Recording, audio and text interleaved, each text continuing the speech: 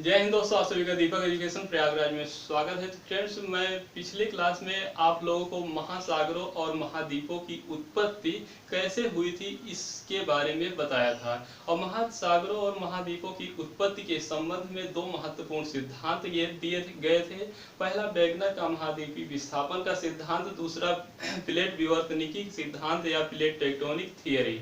तो मैं आप लोगों को वेगनर का महाद्वीपीय विस्थापन का सिद्धांत जो था उसे मैं डिटेल से बता चुका हूं और बताया था कल पिछली क्लास में कि किस तरह से सातों महाद्वीपों का जन्म हुआ और चारों महासागरों का जन्म हुआ और किस तरह से मतलब पहले पेंजिया महाद्वीप था, उससे अंगारा लैंड गोंडवाना लैंड का जन्म हुआ, फिर अंगारा लैंड से उत्तरी अमेरिका और यूरेशिया का जन्म हुआ और गोंडवाना लैंड से दक्षिणी अमेरिका, अफ्रीका, ऑस्ट्रेलिया, भारत और अंटार्कटिका और इससे संबंधित जो सागर थे जैसे प्रशांत महासागर, हिंद महासागर, आर्कटिक महासागर ना, तो जो ये सागर थे इन सभी सागरों पर भी बात किए थे कि किस तरह से इसकी उत्पत्ति हुई। और जो 33 सागर वाला पोर्शन था उसी से की तली में जब दो प्लेटें आपस में टकराएं तो मोड़ आकर बलित पर्वत का निर्माण हुआ जिसे हिमालय के नाम से जाना जाता है। और जो 33 सागर का भाग बचा हुआ भाग था उसे भूमध्य सागर बाद में कहा गया। तो इतनी बात मैं पिछली क्लास में बता चुका हूँ।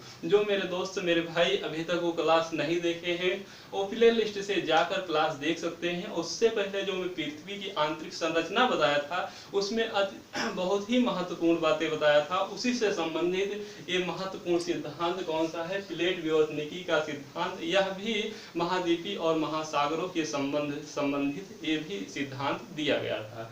तो जैसे ही आप इस प्लेट विवर्तनिकी सिद्धांत को ही इंग्लिश में प्लेट टेक्टोनिक थियरी कहते हैं। जैसे ही आप प्लेट विवर्तनिकी सिद्धांत को टच करेंगे तो तीन लोगों का नाम आता है।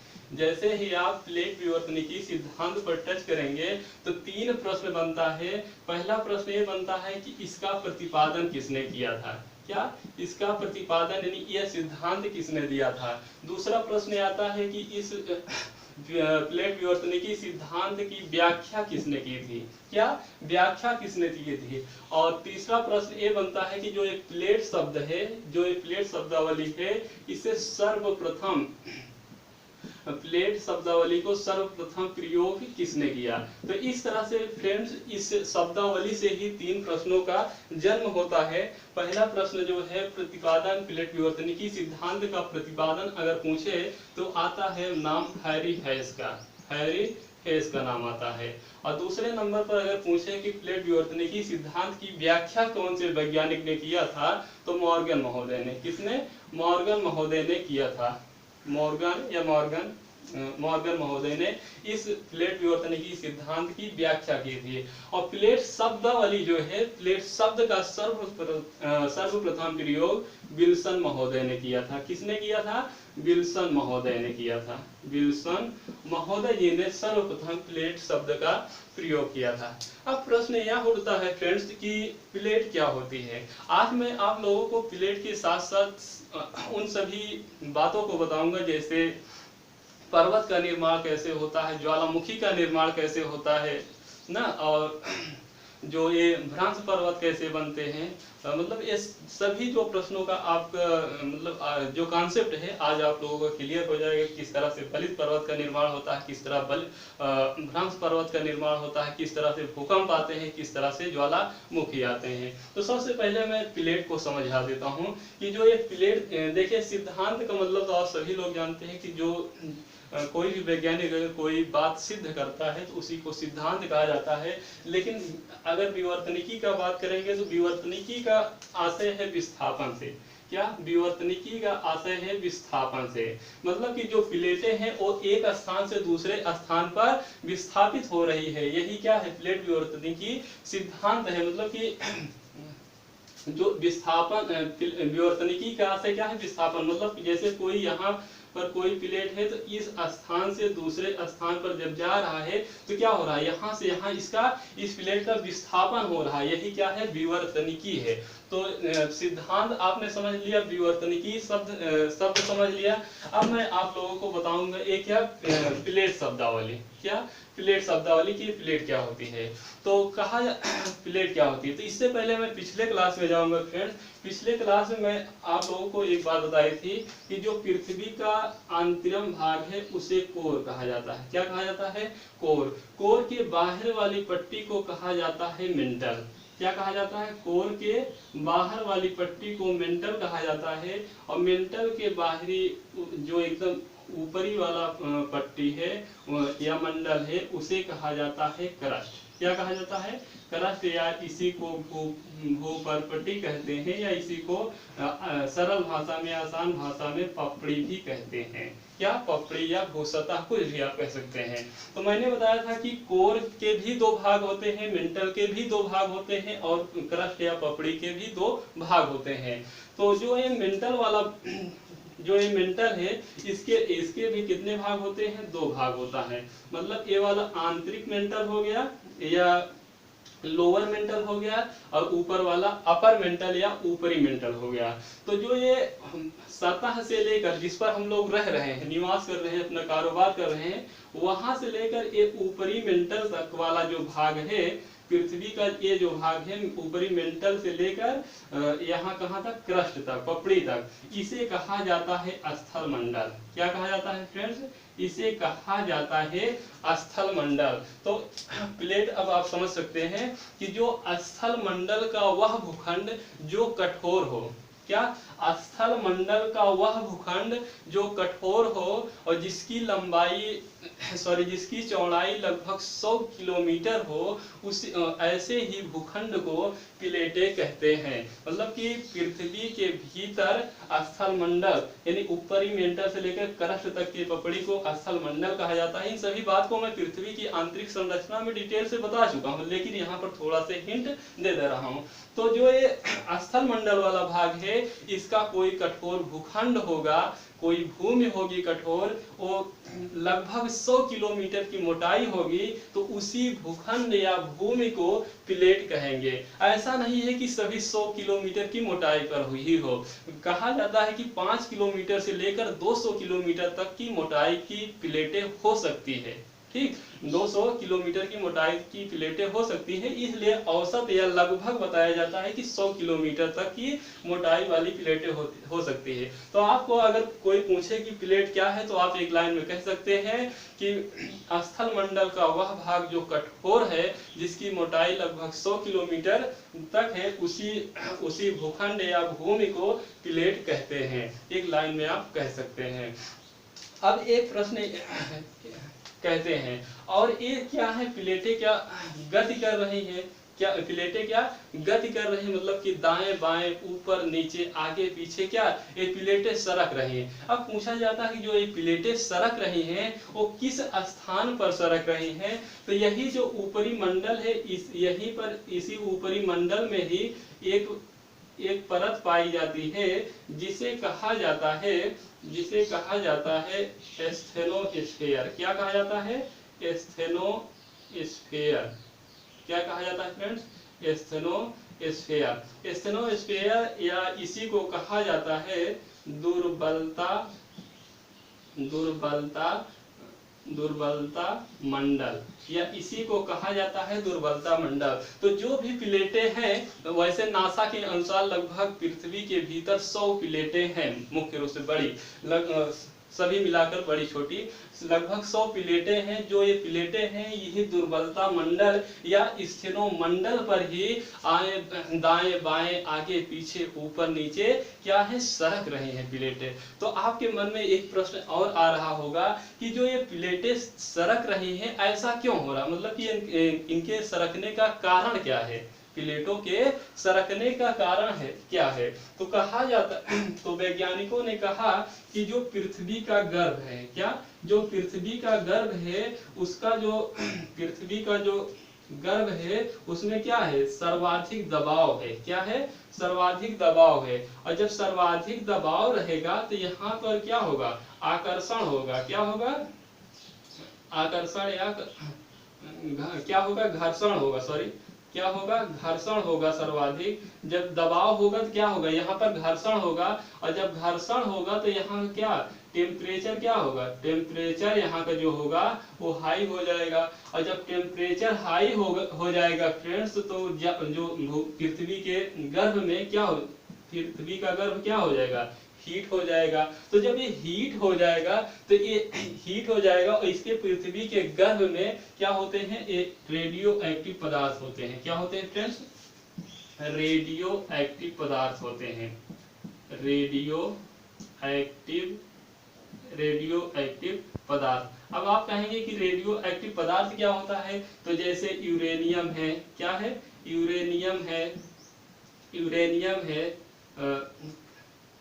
थोरियम है, यूरेनियम है, थोरियम है, कैडमियम है, ये सब क्या है, रेडियो एक्टिव पदार्थ हैं। तो इन्हीं पदार्थों के माध्यम से यहाँ पर संवाहिनी धाराएं चलने लगती हैं। क्या, संवाहिनी धाराएं चलने लगती हैं, जिससे जो पृथ्वी का गर्भ हीट रहता है वो धीरे धीरे क्या, इसकी हीटपन को वो कम कर देती है। कौन सी, संवाहिनी धाराएं। इसीलिए कहा जाता है कि जो प्लेटों के सरकने का कारण क्या है, संवाहिनी धाराएं हैं। क्या है, संवाहिनी धाराएं हैं। अगर ये संवाहिनी धाराएं न चलती तो जो पृथ्वी के गर्भ में दबाव के कारण घर्षण उत्पन्न हुआ, और घर्षण के कारण टेम्परेचर बढ़ा, टेम्परेचर के कारण जो हीट हुआ पृथ्वी का भूगर्भ, वो क्या होता, अगर एक लंबे समय तक हीट होता रहता, एक दिन ऐसा भी समय आता कि पृथ्वी क्या विस्फोट हो जाता, पृथ्वी में विस्फोट हो जाता, तो पृथ्वी नष्ट हो जाती।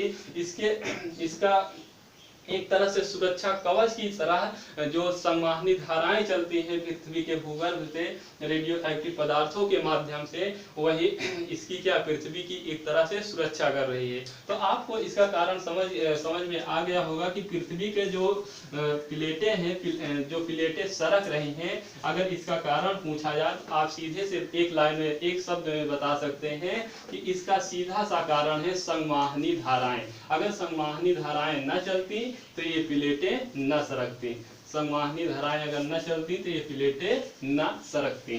तो इस तरह से फ्रेंड क्या हो गया, ये प्लेट हो गया। अब प्रश्न ये उठता है कि प्लेट कितनी प्रकार की होती हैं। अब प्रश्न ये उठता है कि प्लेट कितनी प्रकार की होती है। तो प्रकार में अगर आप देखेंगे तो प्लेट को अलग अलग प्रकार से बांटा गया। जैसे कहा गया कि स्वरूप के आधार पर प्लेटें कितने प्रकार की होती हैं, कहा गया संरचना के आधार पर प्लेटें कितने प्रकार की होती हैं, और आकार के आधार पर प्लेटें कितने प्रकार की होती हैं। इस तरह से तो अगर स्वरूप देखेंगे आप, तो स्वरूप के आधार पर 3 तरह से प्लेटें होती हैं। स्वरूप के आधार पर 3 तरह से प्लेटें होती हैं। पहला महाद्वीपीय प्लेटें, क्या, महाद्वीपीय प्लेट। दूसरा होता है महासागरीय प्लेट, और तीसरा होता है संयुक्त प्लेट। क्या होता है, संयुक्त प्लेट। तीसरा होता है संयुक्त प्लेट। इसे मैं समझा रहा हूँ, पहले इसको संरचना के अगर आधार पर देखेंगे तो एक होता है ग्रेनाइट प्लेट, और दूसरा होता है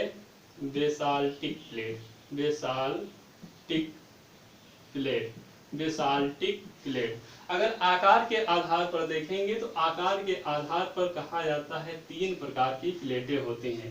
कुछ बड़ी प्लेटें होती हैं, छोटी प्लेटें होती हैं, और कुछ उप प्लेटें होती हैं। क्या, उप प्लेटें होती हैं। तो बड़ी प्लेटों की संख्या बताई जाती है कि 7 है, और छोटी प्लेटों की संख्या 20 बताई जा रही है। उप प्लेटों की संख्या 39 बताई जा रही है। और नासा के अनुसार प्लेटों की संख्या कितनी है, नासा के अनुसार प्लेटों की संख्या 100 है। कितनी है, 100 है। तो जो ये बड़ी प्लेटें हैं, इनके नाम मैं बता दे रहा हूँ।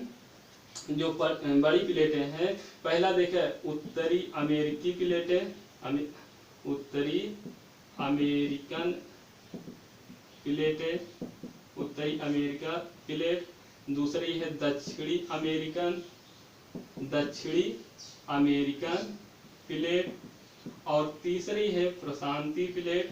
कौन सी, प्रशांति प्लेट और चौथी है यूरेशियन प्लेट। कौन सी? Eurasian plate, Eurasian plate. और पांचवी है अफ्रीकन प्लेट। कौन सी प्लेट? African, African plate. और कितने हो गए? 5 हो गए। छठवीं हो गई Indo Australian plate, Indo Australian plate. और 3 दूना 6 7 अंटार्कटिका प्लेट। तो इस तरह से 7 बड़ी प्लेटें होती हैं। कुछ किताब में दिया गया है, नोट करके लिख लीजिएगा। आठवीं प्लेट आर्कटिक प्लेट को कहा जाता है। किसको?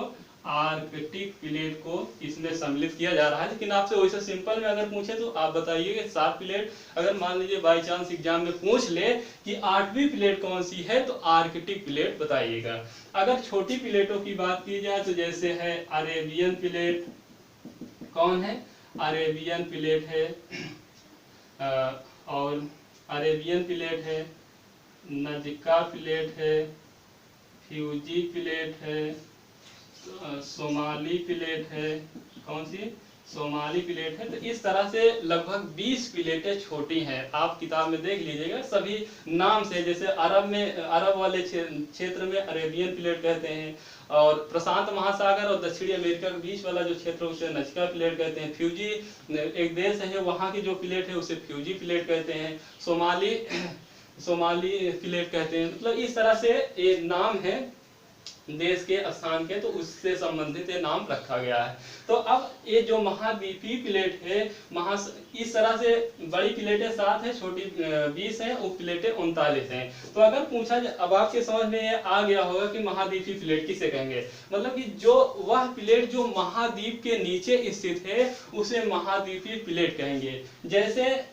जैसे मुख्य रूप से यूरेशियन प्लेट है। यूरेशियन प्लेट पूरा का पूरा महाद्वीप के नीचे है, इसलिए इसे क्या? महाद्वीपीय प्लेट के अंतर्गत रखा जाएगा। अगर महासागरीय प्लेट की बात की जाए तो जैसे प्रशांतीय प्लेट क्या है? पूरे प्रशांत महासागर के नीचे प्रशांतीय प्लेट है, इसलिए इसे महासागरीय प्लेट कहा जाएगा। ये संयुक्त प्लेट क्या होती है? जैसे उत्तरी अमेरिकन प्लेट है। उत्तरी अमेरिकन प्लेट है तो उत्तरी अमेरिका महाद्वीप के नीचे भी यह प्लेट है, और पूर्वी अटलांटिक महासागर जो है उसके नीचे भी यह प्लेट है, इसलिए इस प्लेट को संयुक्त प्लेट कहा जाता है। मतलब शुद्ध रूप से अगर देखा जाए तो यूरेशियन प्लेट को महाद्वीपीय प्लेट कहा जाएगा, और महासागरीय प्लेट प्रशांतीय प्लेट को कहा जाएगा। बाकी जो प्लेटें हैं वो बड़ी में वो सभी के सभी क्या हैं? संयुक्त प्लेटें हैं। और अगर आर्कटिक प्लेट की बात की जाए तो यह भी किसमें जाएगा? महासागरीय प्लेट। क्यों? क्योंकि ऊपर क्या है? आर्कटिक महासागर है। अगर उसके नीचे प्लेट कोई पाई जा रही है तो उसे क्या? महासागरीय ही प्लेट कहा जाएगा। तो इस तरह से ये हो गया स्वरूप के आधार पर। अगर संरचना के आधार पर देखा जाए, ग्रेनाइट प्लेट, बेसाल्टिक, जो महाद्वीप के ऊपर, जो महाद्वीप के नीचे प्लेट हैं वो सब ग्रेनाइट प्लेटें कहलाई जाए। और जो सागर के नीचे प्लेटें हैं, मतलब महासागर के नीचे प्लेटें हैं, उसे बेसाल्टिक प्लेट कहा जाएगा। क्यों? जैसे क्या? Granite plate. जैसे क्या है? यूरेशिया है। यूरेशिया के नीचे क्या है? जो प्लेटें पाए, यूरेशियन जो प्लेट है वो ग्रेनाइट प्लेट पाए। जो बेसाल्टिक प्लेट है जैसे प्रशांतीय प्लेट के नीचे। क्योंकि जो ये तली होता है वहां पर क्या? बेसाल्ट पाया जाता है, नामक चट्टान पाई जाती है, उसी से निर्मित हुई है, इसलिए उसे बेसाल्टिक प्लेटें कहते हैं। तो इस तरह से फ्रेंड ये प्लेटों के क्या हो गए? स्वरूप हो गए, संरचना हो गए, आकार हो गए। और इसको आप बहुत आसानी से याद कर सकते हैं। देखिए उत्तरी 7वां महाद्वीप का नाम आपको याद है या नहीं? अगर याद होगा तो आपको देखिए 1 मिनट में याद हो जाएगा। उत्तरी अमेरिका महाद्वीप है तो उत्तरी अमेरिकन प्लेट है। दक्षिणी अमेरिका महाद्वीप है, क्या है? महाद्वीप है तो दक्षिणी अमेरिकन प्लेट हो गया। प्रशांत महासागर है, तो प्रशांत इसके पश्चिम में क्या है, इन दोनों देशों के पश्चिम में प्रशांत महासागर है, तो प्रशांति प्लेट हो गया। 3 प्लेट याद हो गई। उत्तरी अमेरिका देश है तो उत्तरी अमेरिका महाद्वीप है तो उत्तरी अमेरिकन प्लेट, दक्षिणी अमेरिका महाद्वीप है तो दक्षिणी अमेरिकन प्लेट, और इसके पश्चिम में, दोनों देश के पश्चिम में क्या है, प्रशांत महासागर है, इसलिए उसे प्रशांति प्लेट कहा जाएगा। और यूरेशियन यानी यूरोप और एशिया को मिलाकर यूरेशियन प्लेट बनी है, तो क्या दो महादेशों को मिलाकर, महाद्वीपों को मिला देकर यूरेशियन कहा गया था ना, पिछली क्लास में मैं बताया था। तो उससे आपका याद, अफ्रीका महाद्वीप है तो अफ्रीकन प्लेट हो गया।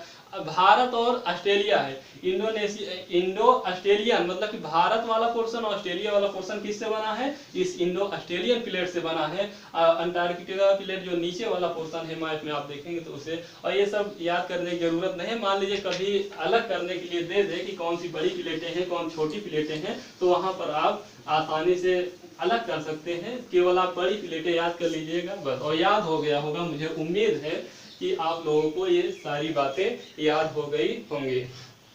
अब अगर प्लेटों की गति की बात की जाए, क्या, प्लेटों के गति की, मतलब प्लेटों की गति की बात की जाए, मतलब प्लेटों की गति कैसे होती है, तो प्लेटों की गति के बारे में प्लेटों की गति के बारे में इन लोगों ने बताया 3 तरह से गति इनकी होती है। पहला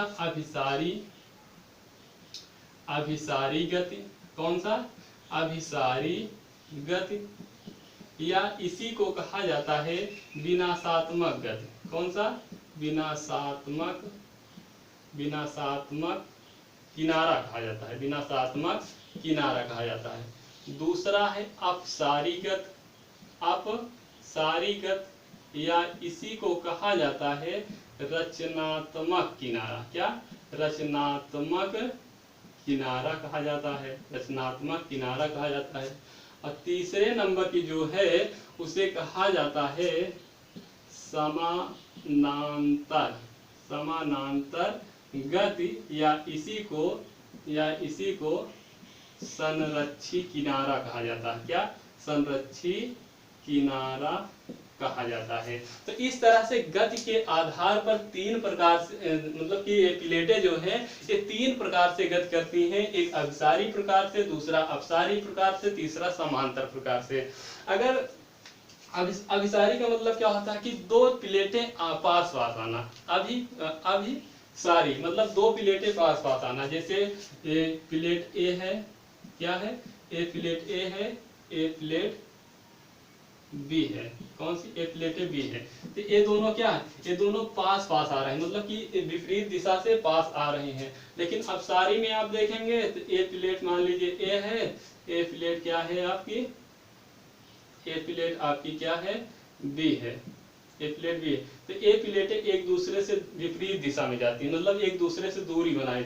और वहीं पर समानांतर प्लेटें क्या होती हैं, ये दोनों मान लीजिए ए प्लेटें इस साइड चल रही, ए प्लेटें इस साइड चल रही है, तो बीच में घर्षण उत्पन्न होता है, तो उसको भी मैं बताऊंगा। ठीक, तो इस तरह से ए प्लेटें गति करती। प्लेटों की गति 3 प्रकार की होती है, अभिसारी गति, अपसारी, समांतर। अब देखिए अभिसारी गति,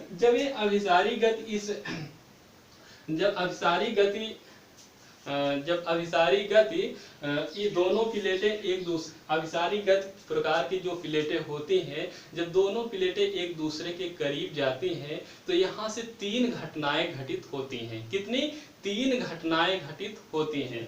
जब ये अभिसारी प्लेटें एक दूसरे के करीब जाती हैं तो 3 घटनाएं घटित होती हैं। पहला देखिए, मान लीजिए ए प्लेट ए वाली है और ए प्लेट बी वाली है, दोनों प्लेट आकर टकरा गई।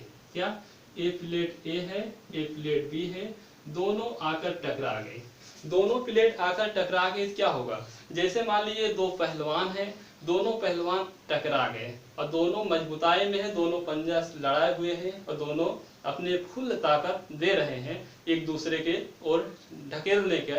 तो दोनों जब पहलवान एक दूसरे को ढकेलने का प्रयास करेंगे तो क्या होगा, जब दोनों मजबूताई में समान हैं तो क्या होगा, उनकी शरीर कांपने लगेगी, क्या उनकी शरीर में कंपन उत्पन्न हो जाएगा। ठीक उसी प्रकार से जब ए प्लेट और बी प्लेट दोनों आपस में जब टकराते हैं तो यहाँ स्थिति यह उत्पन्न होती है कि ये दोनों प्लेटें हिलने लगती हैं, और ये प्लेटों हिलने से क्या होता है, पृथ्वी के ऊपरी सतह यानी भूभाग हिलने लगता है, जिससे क्या होता है, कंपन उत्पन्न होता है, कंपन उत्पन्न होता है। इसी कंपन को कहा जाता है भूकंप। क्या कहा जाता है, भूकंप। तो एक प्रकार से भूकंप की यहाँ पर मैंने उत्पत्ति के बारे में बता दिया गया कि जब दो प्लेटें आपस में टकराएंगी, अगर दोनों प्लेटें मजबूत हैं तो क्या होगा, दोनों प्लेटें आपस में जब टकराएंगी तो क्या कंपन उत्पन्न होगा, उसी कंपन को ही भूकंप कहा जाता है। दूसरी स्थिति यह हो सकती है फ्रेंड्स कि जब दूसरी स्थिति यह हो सकती है कि मान लीजिए ए प्लेट है और ए वाली प्लेट है, दोनों प्लेटें आ रही हैं और दोनों प्लेटें टकराकर ऊपर उठ गए। क्या, दोनों प्लेटें टकराकर ऊपर उठ गए तो एक क्या होता है, रचना का निर्माण। ए प्लेटें हैं, ए बी प्लेटें हैं, दोनों आए, दोनों टकराकर ऊपर उठ गए। क्या, दो प्लेटें आ रही हैं आमने सामने, दोनों टकराकर ऊपर उठ गए। तो यहाँ पर देखिए एक गुंबदाकार मतलब पर्वत नुमा क्या रचना हो रही है, और जो इसके बीच वाला पोर्शन रहता है और जो ये मैग्मा पृथ्वी के अंदर रहता है उससे क्या भर जाता है। जिस प्रकार से मनुष्य के शरीर में अगर किसी प्रकार से घाव हो जाता है तो कोशिका आकर उसे भरने का प्रयास करती है, ठीक इसी प्रकार से अगर पृथ्वी के बीच कहीं भी अगर गैप दिखाई देगा तो वहां पर मैग्मा आकर उसे क्या कर देगा, भर देगा ना। तो इस तरह से उसे भर देगा। तो यहाँ पर एक पर्वत के जैसे रचना का निर्माण होता है, एक पर्वत का निर्माण होता है जिसे वलित पर्वत के नाम से जाना जाता है। क्या, वलित पर्वत का निर्माण होता है। वलित पर्वत या मोड़दार पर्वत का निर्माण एक प्लेटों के टकराने से होता है। जैसे जो प्रशांति प्लेट है और उत्तरी अमेरिकन प्लेट है, इन दोनों प्लेट जब ये दोनों प्लेटें टकराई थी तभी राकी पर्वत का निर्माण हुआ। राकी पर्वत कैसा पर्वत है, मोड़दार या वलित पर्वत है। ठीक इसी प्रकार से दक्षिणी अमेरिका की प्लेट और प्रशांति प्लेट जब दोनों प्लेटें टकराई थी तो क्या एंडीज पर्वत का निर्माण हुआ था, जिसे एंडीज पर्वत भी कैसा है, वलित पर्वत या मोड़दार पर्वत है। तो इस तरह से मोड़दार पर्वतों का निर्माण हुआ। जब तीसरी स्थिति इसकी यह हो सकती है फ्रेंड्स, यहाँ बता देता हूँ, तीसरी स्थिति इसकी यह हो सकती है कि ये प्लेट, यही बता देता हूँ, तीसरी स्थिति ये हो सकती है ये दोनों प्लेटें आई और एक दूसरे से टकराएं, और जो भारी वाली प्लेट रहेगी वो अंदर की ओर धंस जाएगी, और जो हल्की प्लेटें रहेगी ये ऊपर की ओर चली जाएगी। क्या, जो भारी प्लेट, ये भारी प्लेट है और ये हल्की प्लेट है। क्या, ये भारी प्लेट है, ये हल्की प्लेट है। जब दोनों टकराएंगी क्या, भारी प्लेट धंस जाएगा और नीचे, और ये क्या, जो हल्की प्लेट रहेगी ये ऊपर भारी वाली प्लेट के ऊपर चढ़ जाएगी। जैसे बिल्कुल उसी तरह जिस प्रकार से एक मोटरसाइकिल एक तरफ से आ रही है, एक तरफ से कार आ रही है, जब दोनों आपस में टकराएंगे तो कार तो जमीन पर ही रहेगी, लेकिन जो मोटरसाइकिल रहेगा वो क्या होगा, ऊपर उड़ जाएगा। ठीक उसी प्रकार से जब भारी प्लेट और हल्की प्लेटें टकराती हैं तो क्या होता है, भारी प्लेट नीचे की ओर धंस जाती हैं जबकि हल्की प्लेट ऊपर की ओर उठ जाती है। इससे क्या होता है, जो धंसी हुई भारी प्लेट रहती है इस यहाँ पर दबाव बढ़ता है, घनत्व बढ़ता है, टेम्परेचर बढ़ता है, जिससे ये धंसी हुई प्लेट क्या होती है, टूट फूट जाती है, गल जाती है, विनाश हो जाता है। और इससे टूटे फूटे भाग जब ये टूट फूट जाता है क्या होता है, ये मैग्मा का रूप ले लेता है। किसका, मैग्मा का रूप ले लेता है। और जब ये पृथ्वी को तोड़कर बाहर निकलता है, तो इसी को कहा जाता है ज्वालामुखी। क्या कहा जाता है, इसी को कहा जाता है ज्वालामुखी। तो ज्वालामुखी का निर्माण कैसे होता है, भारी प्लेट हल्की प्लेट से जब टकराव होता है तो भारी प्लेट धंस जाती है जमीन अंदर, तली में जब धंस जाती है तो क्या गल जाती है तापमान और घनत्व टेम्परेचर के कारण। उसके बाद एक मैग्मा का रूप ले लेती है। ये मैग्मा बाहर निकालकर जब बाहर निकलता है तो इसी को ज्वालामुखी कहा जाता है। तो इस तरह से ज्वालामुखी की भी उत्पत्ति हो रही है। क्योंकि ये जो प्लेट है एक गल कर इसका विनाश हो रहा है, ये प्लेट का क्या गलकर विनाश हो रहा है, इसीलिए इसे विनाशात्मक किनारा कहा जाता है। प्रशांत महासागर पे घटनाएं ज्यादा दिखाई देती है, इसलिए प्रशांत महासागर के दोनों किनारे को विनाशात्मक किनारा या रिंग ऑफ फायर के नाम से भी जाना जाता है। तो फ्रेंड्स, ये अभिसारी गति से ये 3 स्थितियां उत्पन्न हो सकती हैं। भूकंप आ सकता है, गलित पर्वत का निर्माण हो सकता है, और ज्वालामुखी आ सकता है। अब अगर मैं बात करूं अपसारी गति, किसकी? अपसारी या रचनात्मक। मान लीजिए ए प्लेट यहाँ पर आ गई खिसक कर थोड़ा से, और ये प्लेट यहाँ पर आ गई खिसक कर बी वाली ना, तो यहाँ पर थोड़ा सा गैप आ गया। जब थोड़ी सी खिसकेगी तो यहाँ पर जब थोड़ा सा गैप आ जाएगा तो ये ऊपर की ओर एक खूंटे जैसी रचना का निर्माण हो जाता है, और इसी खूंटे जैसी रचना को ही भूगोल में कटक के नाम से जाना जाता है। कटक कहा जाता है, कटक कहा जाता है। इसके उदाहरण के लिए जैसे मध्य अटलांटिक कटक का क्या, मध्य अटलांटिक कटक, इसका सबसे अच्छा उदाहरण, सबसे पॉपुलर उदाहरण है मध्य अटलांटिक कटक। यह कहाँ है? अटलांटिक महासागर में है। कहाँ है? अटलांटिक महासागर में है। लेकिन यही प्लेटें जब कुछ बहुत ज्यादा दूर चले जाएंगी, क्या यही प्लेटें जब बहुत ज्यादा दूर चली जाएंगी तो यहाँ पर भी निर्माण होता है। यहाँ पर भी देखिए, जब आप मोटी वाली पाइप ले लीजिए, दीवार तरी करना है आपको या द्वार पर पानी छोड़ना है, मोटी वाली जब पाइप आप लेकर वैसे छोड़ेंगे तो एक ही जगह गिरेगा, लेकिन आप उसका मुख दबा देंगे तो क्या होगा? बहुत दूर उसका प्रेशर जाएगा। जब इसका मुख थोड़ा से था तो ये ऊपर की ओर उठ गया, ज्यादा उठ गया, लेकिन जब यहाँ पर जगह ज्यादा खाली है तो यहाँ पर पूर्ति के इसकी भरपाई के लिए क्या, पृथ्वी के अंदर से मैग्मा निकलेगा, और मैग्मा इसको भर देगा, इस गुंबद का आकार ले लेगा, और इसी को कहा जाता है गुंबद, इसी को कहा जाता है गुंबद पठार। क्या? गुंबद पठार। तो इस तरह से कटक का निर्माण हो रहा है, गुंबद पठार का निर्माण हो रहा है। किससे? अभिसारी गति या रचनात्मक गति। जैसे मालवा का पठार, क्या? जैसे मालवा का पठार या दक्कन का पठार। ठीक इसी प्रकार प्लेटों के टकराए, प्लेटों के दूर जाने से ही इनका निर्माण हुआ है। तो मालवा का पठार, दक्कन पठार अपने भारत में ही है, तो इसके उदाहरण से भी समझ सकते हैं। अब समानांतर गति या संरक्षित किनारा किसे कहते हैं? तो देखिए, जैसे ये दोनों प्लेटें जब आपस में एक दूसरे को रगड़ खाती हुई निकल जाएंगी, एक दूसरे को रगड़ खाते हुए निकल जाएंगी, तो यहाँ से भारी मात्रा में ऊर्जा विमुक्त होगा। क्या? यहाँ से भारी मात्रा में ऊर्जा विमुक्त होगा, यानी ऊर्जा जनरेट होगा। इस ऊर्जा के कारण यहाँ पर सर्वाधिक बड़ी मात्रा में क्या आता है? भूकंप आता है। बड़ी मात्रा पे यहाँ पर भूकंप आता है, लेकिन यहाँ पर ज्वालामुखी नहीं आता है। यहाँ पर ज्वालामुखी भूकंप दोनों आ सकता है, लेकिन यहाँ पर केवल भूकंप आएगा, ज्वालामुखी नहीं आएगा। इसके साथ ही साथ मान लीजिए ये प्लेटें यहाँ आकर चली गई, ये प्लेटें यहाँ चले गए, और ये प्लेटें कुछ और दूर पर सरकते हुए चली गई, तो इनके बीच एक घाटी का निर्माण होता है। एक घाटी का निर्माण होता है जिसे कहा जाता है भ्रंश घाटी। क्या? भ्रंश घाटी, जिसे कहा जाता है भ्रंश या दरारी घाटी कहा जाता है। क्या? भ्रंश या दरारी घाटी के नाम से जाना जाता है। और जो ये बगल वाला समतल सा पोर्शन उठा हुआ रहेगा पृथ्वी के ऊपर, जो ये बगल वाला पोर्शन थोड़ा सा उठा रहेगा, समतल उठा रहेगा, इसी को कहा जाता है भ्रंश पर्वत। क्या कहा जाता है फ्रेंड्स? भ्रंश पर्वत, इसी को कहा जाता है। तो आज आपको पता चल गया होगा कि किस तरह से भ्रंश पर्वत का निर्माण होता है। जो समानांतर गति या संरक्षित किनारा वाली प्लेटें आप आसपास जब घूमती रहती हैं तो उनके बीच जब गैप बनता है तो भ्रंश घाटी का निर्माण होता है, और जब उनका समतल ऊंचा, प्लेटों का ऊंचा उठा हुआ भाग समतल रहता है, उसे ही भ्रंश पर्वत कहा जाता है। इसी घाटी में जैसे जर्मनी में एक घाटी है, इसी भ्रंश पर्वत का निर्माण हुआ है। जर्मनी के जैसे कौन सा पर्वत है? जर्मनी का ब्लैक फॉरेस्ट, जर्मनी का ब्लैक फॉरेस्ट पर्वत है, ब्लैक फॉरेस्ट पर्वत है।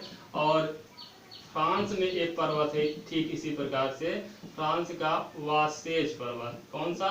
वास्केज पर्वत का निर्माण, वास्केज पर्वत दोनों क्या है, भ्रंश पर्वत हैं, और इन दोनों पर्वतों के बीच में एक नदी बहती है जर्मनी में ही, जिसे राइन नदी के नाम से जाना जाता है। किससे नाम से? राइन नदी के नाम से जाना जाता है। क्योंकि यहाँ पर कोई मतलब बहुत ये प्लेटों का विनाश वगैरह नहीं हो रहा है, बल्कि ये दोनों पास पास से ही गुजर जा रही हैं प्लेटें, इसलिए इनको संरक्षित किनारा कहा जाता है। और यहाँ पर या कटक जैसे या पठार जैसे एक नए रचना का निर्माण हो रहा है, इसलिए इसे रचनात्मक किनारा कहा जाता है। जबकि यहाँ पर प्लेटों का विनाश हो रहा है, इसलिए इसे विनाशात्मक किनारा कहा जाता है। तो इस तरह से फ्रेंड प्लेट टेक्टोनिक्स सिद्धांत या प्लेट टेक्टोनिक्स थियरी, प्लेट विवर्तनिकी सिद्धांत या प्लेट टेक्टोनिक थियरी, इस तरह से ये हुए।